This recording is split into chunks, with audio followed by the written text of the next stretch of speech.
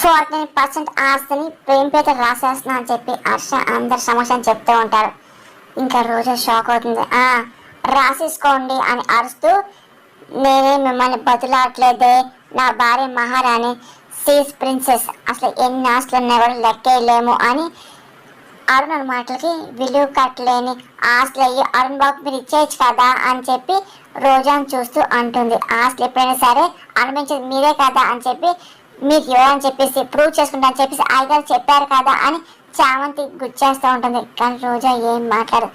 నిరూపించుకోండి, అప్పుడు మేజర్ వాటా కూడా మీకే ఇచ్చేస్తా అని చెప్పి హర్ష అనగానే, మీ చిల్లి గవ్వ కూడా నాకేం అక్కర్లేదు, మేము ఇప్పుడే ఇద్దరం కలిసి ఇంట్లో వెళ్ళిపోతాం అని చెప్పి అరుణ్ నిర్ణయం తీసుకుంటాడు. ఇంకా చాలా ఆలస్యం మాట్లాడుతూ ఉంటాడు.